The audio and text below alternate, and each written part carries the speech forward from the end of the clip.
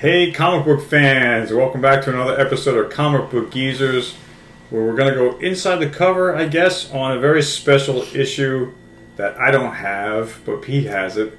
This is by request from one of our viewers, and I just happen to have it in my collection, and I reread it last night so we can show it to you. So it's a one-hit wonder. One-hit wonder, yeah, absolutely. So this is Iron Man and Submariner #1.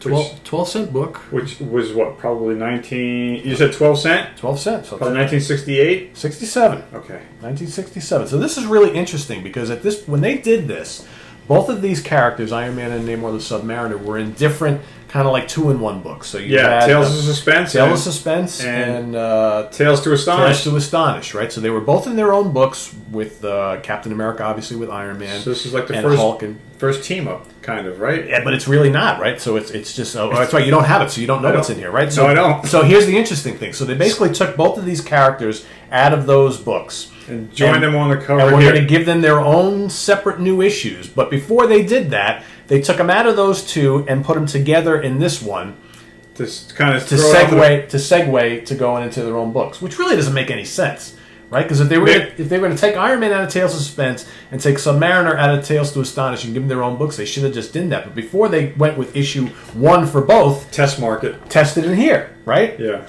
It's a great cover, by the way. Oh, it's an amazing cover, and it's a cool thing. But who is that? Is that Romita? No, this is Gene Colan. Gene Colan cover. Yeah, Gene Colan. This is a wood cover. That's a wood cover. This is a different story. Engage Hero for Hire #1. All right. But I just question why do this, right? Because you already made the decision to give them their own books. So why? Because of the popularity, they were doing well, right? Yeah, I don't know, but basically both of these stories in here, continuation from the last two stories in both Tales to Astonish and Tales of Suspense. So you've got 4 characters that are going to go off on their own. Captain America and Hulk as well. Absolutely, yeah, absolutely. So yeah, and also around this time. So why didn't they do a Hulk and Captain America #1? Well, but that's my point. Yeah, why? So why they didn't do that, right? And you can say the same thing with Nick Fury, Agent of S.H.I.E.L.D. and Doctor Strange, who are in Strange Tales. They didn't put those two together in some weird combination. So you make a great point. I just don't know.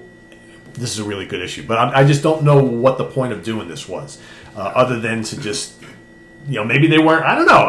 Maybe they thought it was going to be a failure. And I think this might have been a test run. I don't know. I couldn't tell you. I really don't know. I don't have it, and it's not a cheap book anymore. Yeah, for whatever reason. It's like $100. Yeah. More. But each story in here, so there's 2 separate stories. They're not together in here other than on the cover. Each story continues where they left off in Tales to Astonish and Tales of Suspense. Okay. So the first story is Iron Man, and Iron Man here has been captured by the Magia, right? So this is the Magia. So Submariner's not with him? No. Not at all. No. It's that bait and switch cover? Bait and switch. And yeah, Gene Colan doing the artwork on both of these. Okay. Which is pretty cool, right? Because Gene Colan, I think, did a great job on both of these characters, but just didn't really work on either for too long.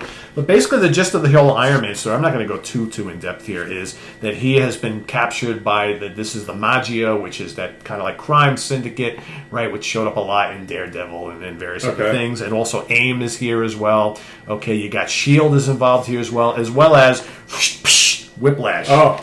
Right, so there's Whiplash here. So obviously... I thought you were going to tell us Hydra's also involved. No, not in this one. They're too busy with Captain America and S.H.I.E.L.D., I guess. Enough evil powers all these crime groups. Evil organizations involved. But in the previous issue in Tales of Suspense, Jasper Stiltwell. Yes, exactly. So Jasper looks like he's 13 years old, right? I just thought he was ridiculous. He's got the big glasses and the freckles and the short blonde hair. It's like whatever. He's the square. Yep.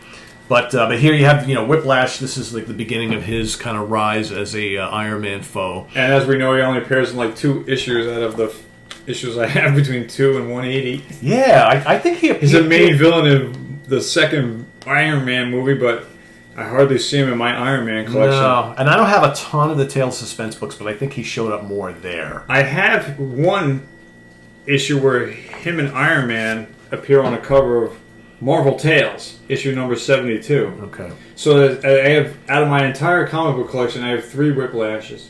So I wonder if that Marvel Tales issue is from a Tales of Suspense story. It is. It is. Okay, gotcha. And I believe it is. And later on, a character changes his name to Backlash. Oh, okay. Whiplash to Backlash. Yeah. That's weird.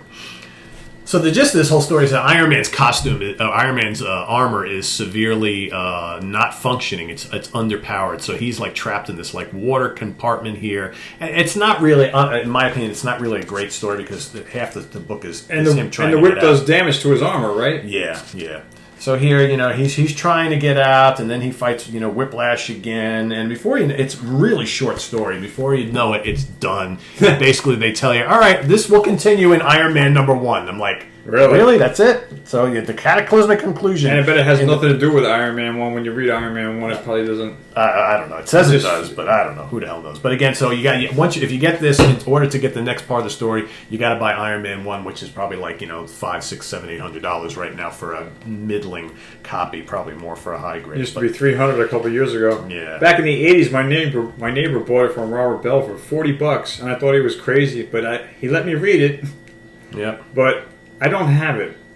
But I don't either. But I'm going to get it. I'm going to treat myself to that in the not too distant future. I'm going to go try and gamble and win some money, and then you'll get it. There you go. I like to play no matter what you got to do, you got to get it at some point, right? I like to play. You especially because you've got such a long Iron Man. I have 2 through 180. I should get #1 somewhere along the way. That should. You know what? That should be your priority gift to yourself when you finally do what you're doing in the fall, and that should be like, you know what? That's your new homeowner's gift. Yes. Yeah, that's what I would do. I'm going to go play some craps. I like to play craps, ladies and gentlemen. I'm a gambling degenerate.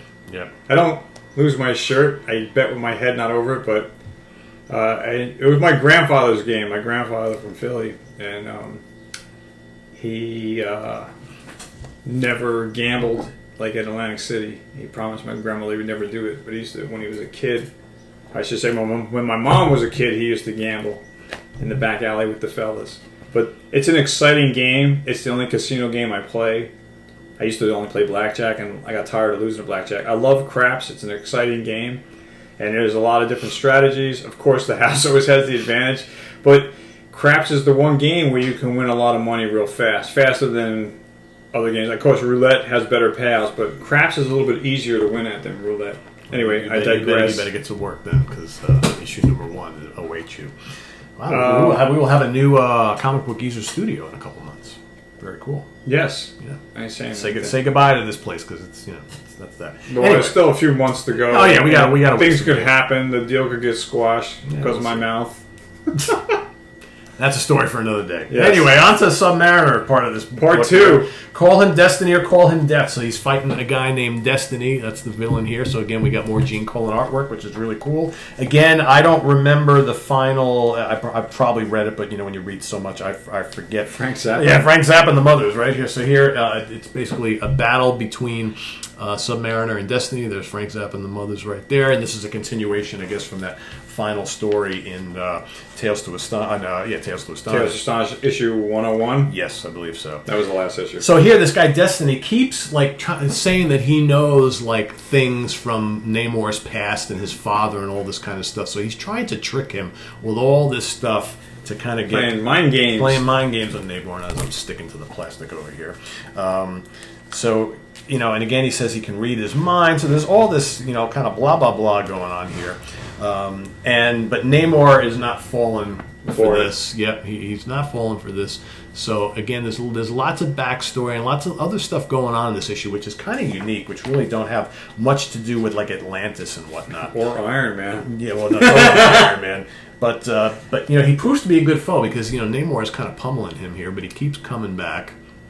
All right, and then once again, you have nice panel there. Nice panel here. Yep, and lots of action. But then again, it looks like that Destiny has kind of overtaken Namor here. He's throwing all this stuff at him, and then of course, is he an underwater guy?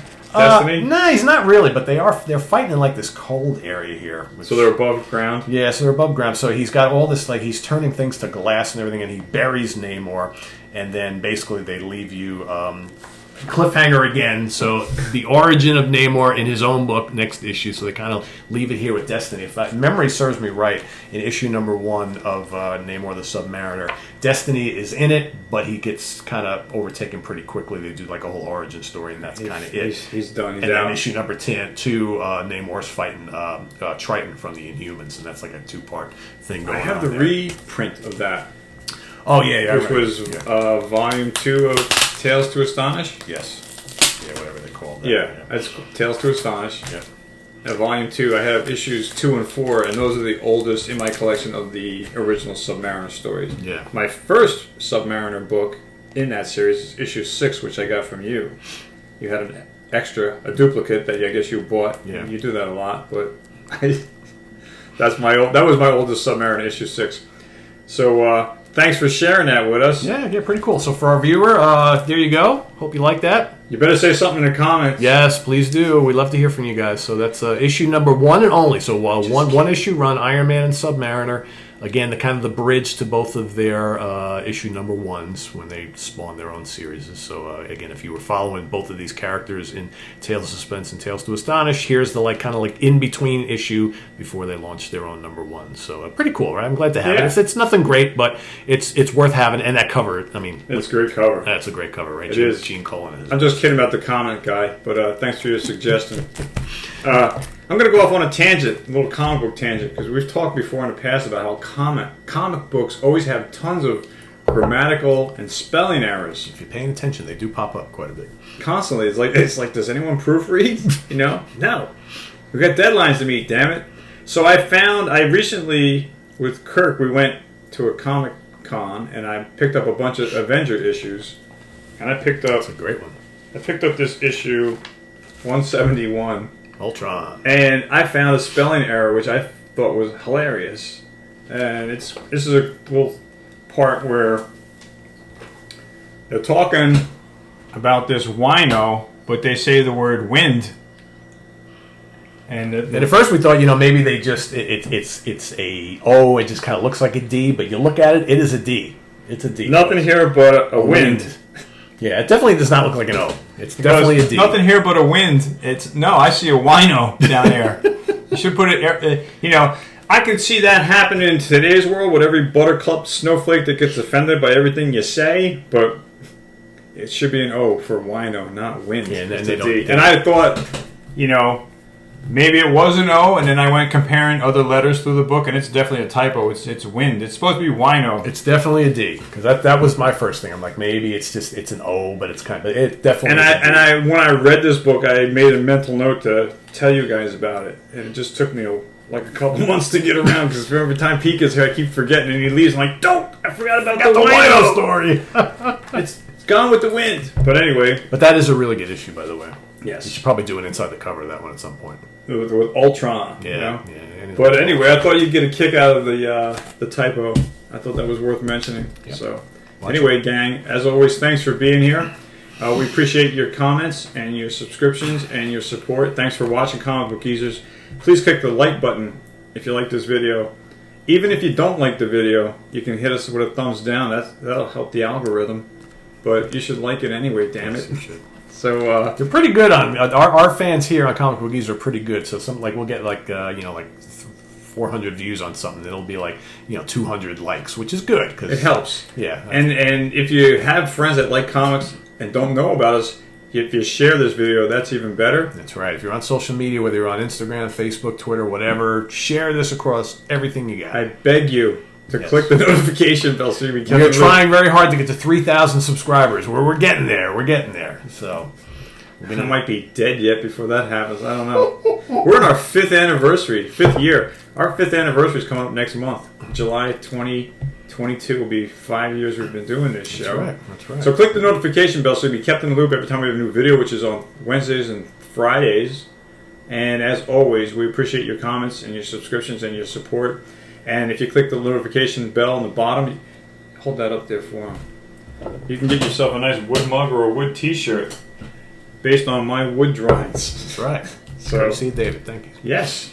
So, as always, gang, thanks for being here and watching Comic Book Geezers. I'm Wild Bill saying thanks for being here, and we'll see you next time.